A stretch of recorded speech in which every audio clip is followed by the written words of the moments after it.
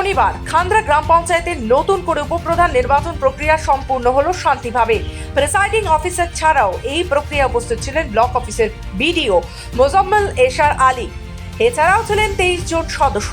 এর মধ্যে গণেশ বাদ্যকর সহ তৃণমূলের 5 জন ও সিপিআইএম এর 3 জন সদস্য অনুপস্থিত ছিলেন উপপ্রধান নির্বাচন প্রক্রিয়াতে।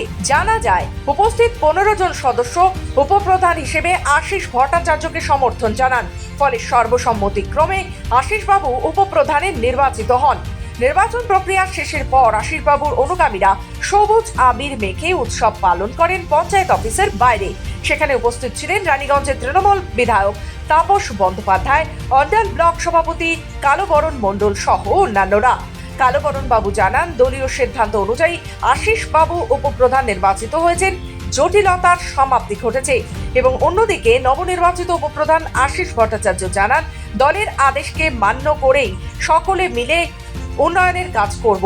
সবাই সর্বসম্মতিক্রমে দলের যে সিদ্ধান্ত ছিল আশিস ভট্টাচার্য উপপ্রধান হিসাবে শপথ গ্রহণ করবে, সবাই সমর্থন করেছেন।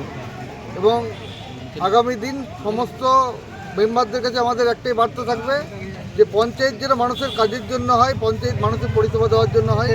দেখুন, প্রধান সাহেব আছেন মেন হবে। দেখুন, এখন মমতা বন্দ্যোপাধ্যায় পশ্চিমবঙ্গের প্রত্যেকটি বাড়িতে বাড়িতে যা পরিষেবা দিয়েছে, আমরা শুধু থাকা মাত্র, মানুষের অভাব নেই। যা চাহিদা ছিল তার থেকে বেশি পূরণ হয়েছে।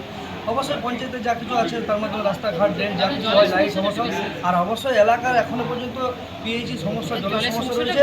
আমাদের ফার্স্ট প্রায়োরিটি হবে, আপনাকে বলে দিচ্ছি, একদম প্রথম প্রায়োরিটি হবে সমস্ত এলাকার বুথে বুথে জল পৌঁছে। অন্ডাল থেকে সোমনাথ মুখার্জির রিপোর্ট, খবর বাংলা।